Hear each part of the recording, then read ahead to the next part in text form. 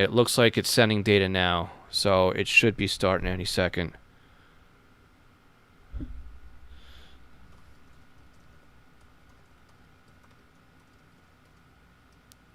There we go. And of course, it starts with an ad. Two ads. I gotta turn off monetization on this. Okay, I'm gonna skip the ads here. All right, guys. Well, I apologize for that over there on YouTube. We're back now. Okay, what happened was I was streaming to my April page and not the July page.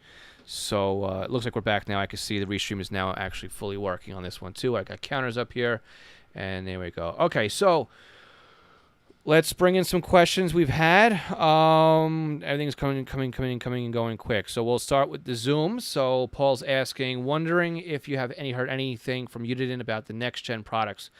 I've had my SDS 100 for 2 years now, wondering what might be next. Yeah, I haven't heard anything yet, Paul, from Uniden about anything. Not surprising because we had the SR30C came out, I guess, about a year ago, and that's I don't know, it's somewhere around here. That's this little ugly guy right here. That's this guy. Um, and then with the passing of Paul Opitz, I don't think they've publicly said who's going to replace him. I'm pretty sure they've got somebody there to fill in his big shoes. But I'm not surprised though, because the cycle for scanners is it's always a big scanner, and then it's a small scanner, and then it's they kind of rotate things through. My thought would be they'd come out with something to either replace the BCT15X, or maybe there are no handheld scanners that just do trunk tracking 3. I mean, they've kind of killed that whole analog trunking part of everything when they sunset the 436. So again, even if you look at Whistler, they don't have anything that is just a trunk tracker 3. It goes right from analog straight into P25. So I'm wondering if manufacturers are kind of sitting there wondering that. But again, it might have also too. They just put a lot of resources in the SDS 200, and maybe they're just kind of stalling out right now and trying to bring enhancements and all that stuff too. I know. Again, nobody's really expecting Paul to pass, and it was about a year ago that he did. So hopefully they see something, but I'm not holding my breath for any time on that one. Paul was pretty much the mastermind when it came to what was coming out next. So they got some shoes to fill in that one. So good question, Paul. I wish I had better answers, but I'm kind of in the same boat as I'm in the same boat as everybody else. So we'll see what happens. Okay, so we'll catch up now. Joseph Messina says, "Have a question for my SDS 100. Have questions recording calls on the SDS 100. How do I do that if I want to hear something that just came over the scanner?" So what you've got to do, Joe, is there's the replay button and the record button here at the bottom of the scanner. And what you want to do is you want to first make sure that you've got that turned on in your settings. So if I've got battery in here, let's see if I can get this set up, because there's one setting in here you've got to turn on before you can even start to use the replay feature, and it's actually the replay mode in the scanner. So what we're going to do is we're going to hit menu, and you're going to test my memory here, but I think it's under settings, and then it's under replay options. So it's 3 from the bottom, and you're going to want to do set replay duration. And when you set that up, it's automatically set to off. So you're going to want to at least set that up so that when you do set the record button and you hit replay, it goes back through. You should be able to, on the fly, hit the replay button and go back through. But if not, you can always step through your menus, go to replay option again, click on review recordings, and I don't know if you can see what's on my screen here, but these are all the recordings that are saved in my device. Paul, I see the same thing. It's all blurry lines, but it's I can see you've got it there on well on the Zoom. So this is working out well at the Zoom. I've never tried before to do all 3 platforms at once, but I think this is going well.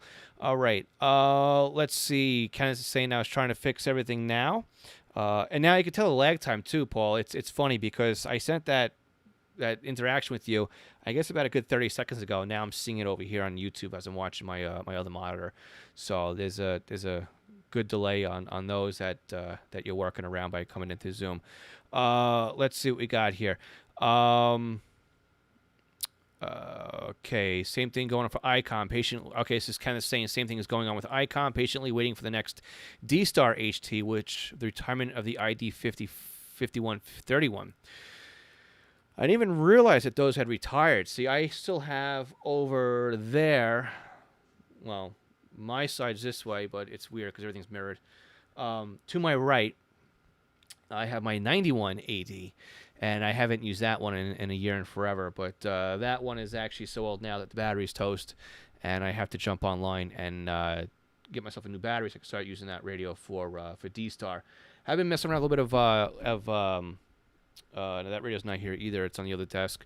Some DMR I picked up in a Linko, or as we affectionately call them, as a Stinkos, and that radio was pretty good. It's sub $200 radio, but it works pretty well. It's got two-tone decoding in it as well, and PL TPL.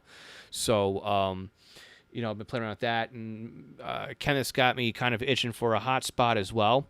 So we'll see if I get involved with any of those, but those are cool too because you can come in on DMR and then go out on NXDN or P25 system or D-Star. So it'd be cool to be able to play around with that and at least free up an antenna and go out over that way.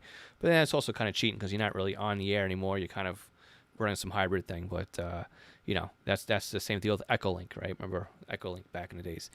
Ross is asking, how do you program a 436 HP scanner? So Ross, that one's a big one. We're not going to be able to cover the entire thing here, but to give you a quick rundown and summary on how you program a 436 HP, you're going to need at least a Windows-based program called Sentinel. Now, when you first plug in your 436 HP, on the side of the radio over here, you're going to have your USB connection, and it's the lower one here. And this is what you're going to plug into your computer. When you turn on the radio, it's going to ask you when it's plugged in the computer if you want to turn on mass storage.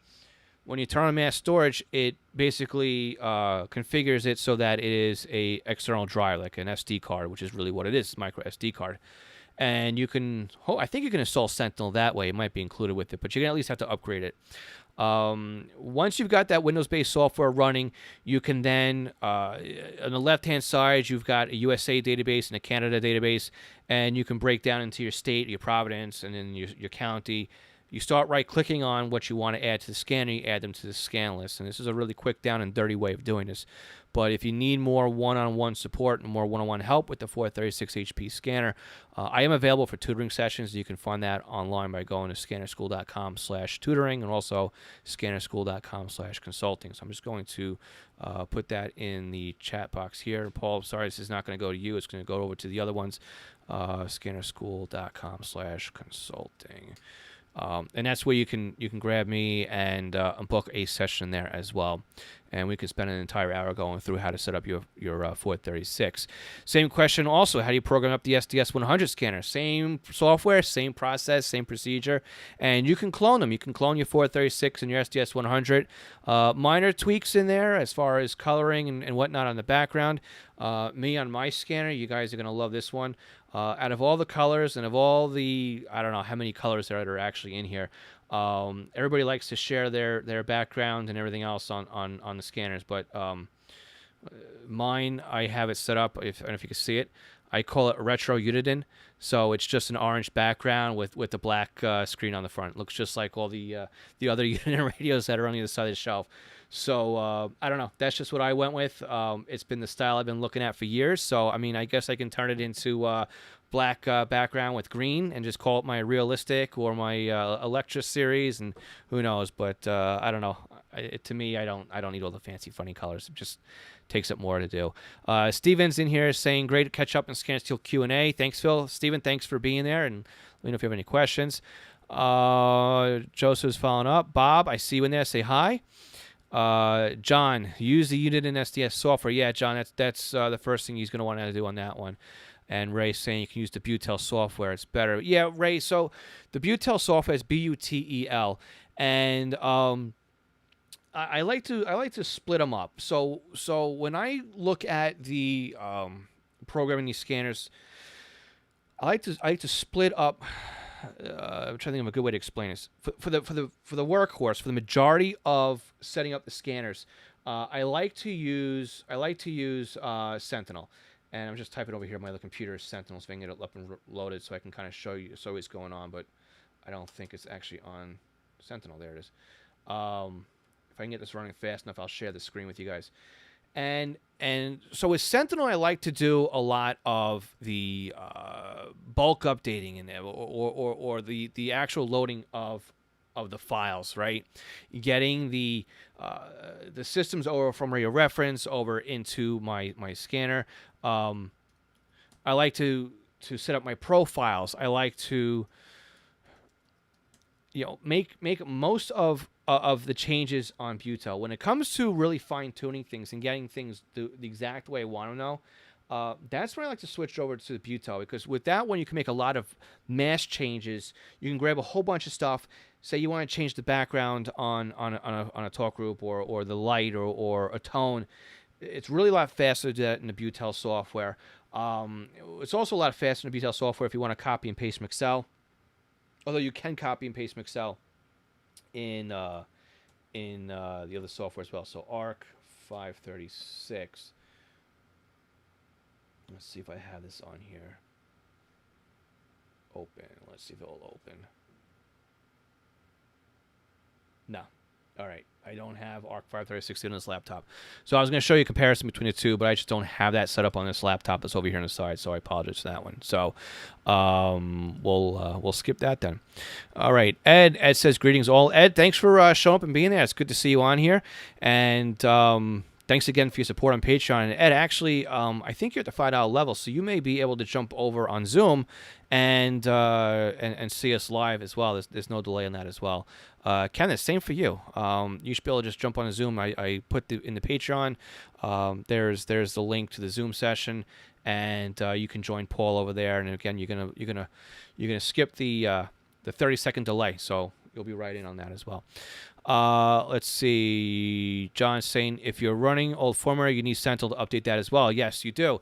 So you do need also to use Sentinel to update the master home patrol database, as well as update the firmware in your scanner. So you still need Sentinel in your computer. Jenny Taylor. Jenny, good to see you on. Thanks for being there, and also thank you for your support. Joseph saying, thank you so much, got to work, really appreciate it. Good, Joseph. Let me know how that works out well for you as well. I know you're busy monitoring Suffolk County with that one. Kevin is saying, Phil, been playing around with the global filters on the SDS 100. Found that invert seems to work best. Any suggestions? Listening from Fond du Lac, Wisconsin.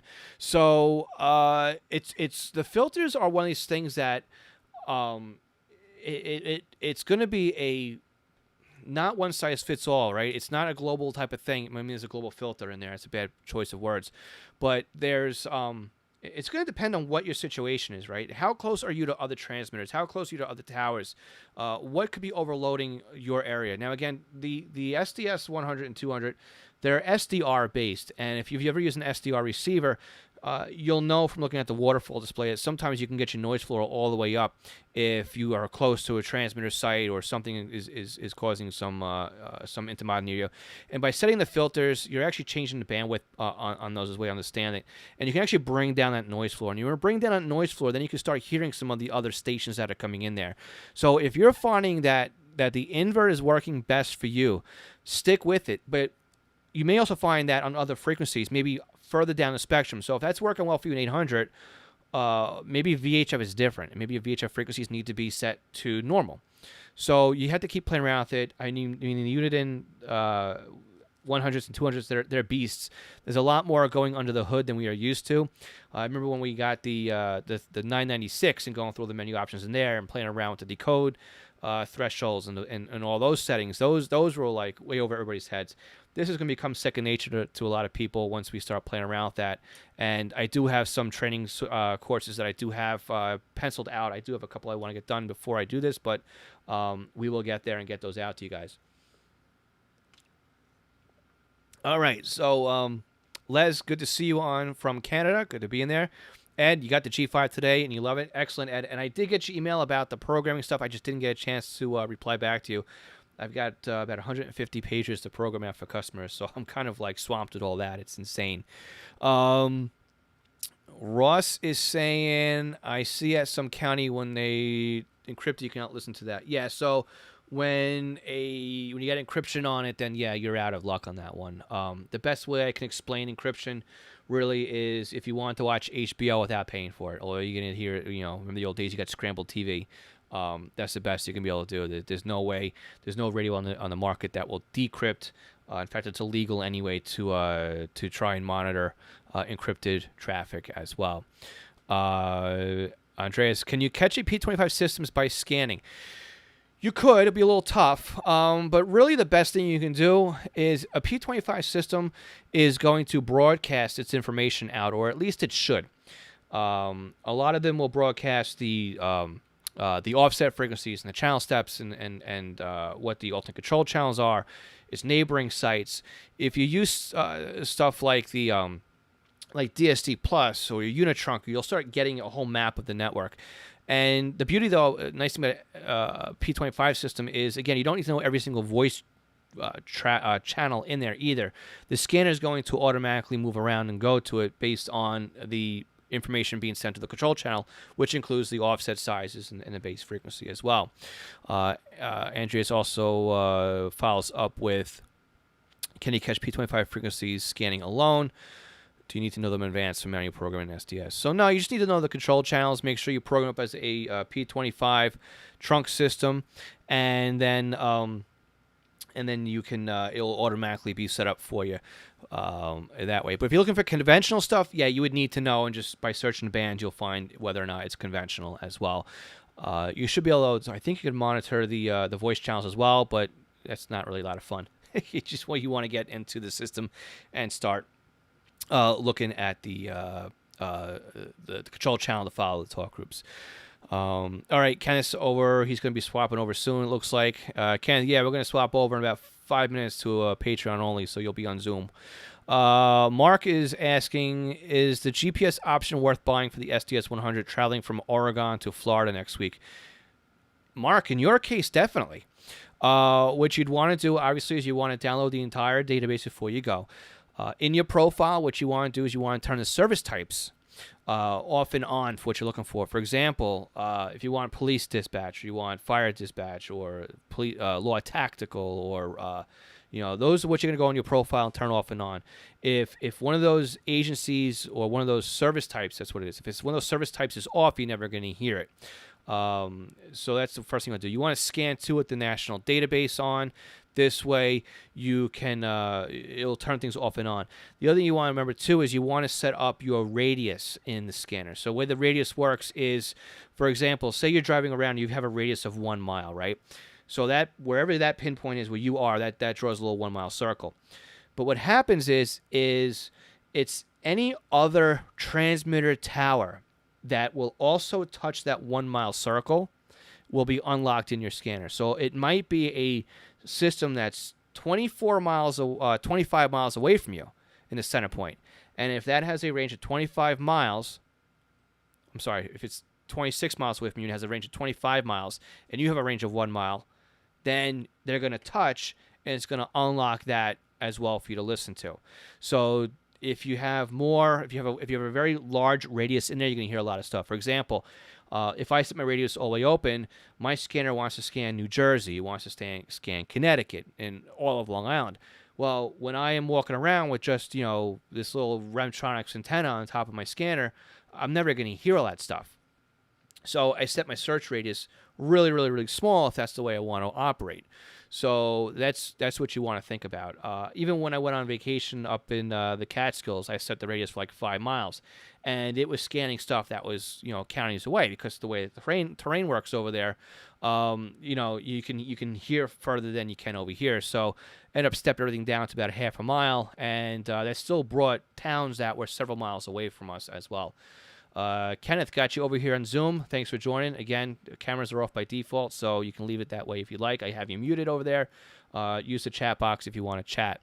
Let's see. We got a couple minutes left, guys, and then I'm going over to Zoom for my Patreon supporters. Let's see. Steven's saying, is there an encrypted system the same as a trunked one? No, they're completely different. So trunking basically means you have a pool of voice channels and a larger number of people that want to use it. And while you can have encrypted talk groups on a trunk system, usually the trunking information that's running over the top is unencrypted. You can monitor that or see what's going on with tools like DSD Plus or Unitrunker. Your scanner can see kind of what's going on, but the actual voice paths are encrypted, so they're a little bit different. Let's see. Aaron's asking, I have the Whistler 1040 radio scanner, and Aaron. Okay, Aaron, good to see you. Thanks for joining us. And let's see, Andreas is also following up. Can you manually program a P25 system if you don't actually know the frequencies in a given group? Yeah, you can. So, again, if you know just one control channel, you can put that in as a P25 system in your scanner. Just say it's for a control channel only, and the scanner is going to then know the voice channels when it sees a talk group ID come in. You put that system, and you set it up as a ID search. And what's going to happen then, any talk group that comes over that control channel, your scanner is going to then go ahead and monitor it. What you may want to do, Andreas, too, is you may want to go in there and set up your radio on discovery mode. And what that will do is that will log all the talk groups and the voice channels and everything else that's in the system, and it will help you actually build out that system as well. And in fact, next week's podcast, I have Jackson on, and Jackson's been very, very active in our Zello nets. And he and I talk about how he used just his scanner and his unification pagers to map out brand new trunk systems in his area. So it wasn't even like he had computer software to do it. He just did it using off-the-shelf radio hardware, and he was mapping out radio IDs and users, and from the users, and he was mapping out talk groups.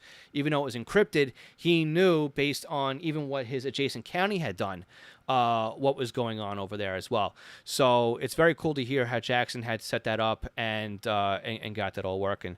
So there you go. All right, guys, I'm going to go ahead and flip screens over here 1 second. I want to make sure I give thanks where thanks are due. And I want to make sure I thank all of our Patreon supporters and everybody who was here this week as well. Again, we do this on the first Tuesday of every month. Again, too, on the other Tuesdays, we're on Zello, so you can join us over there at scannerschool.com/Zello. We do that for an hour, same time window that we're doing this right now. And it's pretty much an informal net. Again, Aaron, how do you zoom the Zoom net? I'm going to type this over here on the chat, so it'll be scannerschool.com/Zello. And again, it's a pretty much informal get-together. A lot of the same people show up, and a lot of new people also join every week as well. And also, let me just add in here as well. So you do scannerschool.com/consulting for the help if you need it. And if anybody wants to jump onto our chat, it's going to start up in just 1 second. You can go to scannerschool.com/Patreon. I'm just going to do support. Make sure you got that. It is Patreon. And for the $5 level, you'll get access to it immediately. And we're going to continue this conversation for our Patreon users. And we got a couple people actually showing up. I've got, I just lost somebody. I think I just lost you maybe. Somebody's dialed in with their phone, which is great. So we got 3 others plus myself over there on Patreon right now. So, all right, guys, we'll do this again. Like I said, we'll do this again next month. Don't forget to check out the podcast. Don't forget to subscribe to the YouTube channel, like the Facebook page that you're on right now. Make sure you share us. That's the best way to help grow the community. And we'll catch you. Yes, Scanner School is the walkie-talkie app. Yep. Excellent. All right, guys, we'll do this live thing again next month, and we'll catch you next week on the podcast and also on Zello. All right, guys, 73. We'll catch you all later on. All right, let me just make sure that I can turn this off.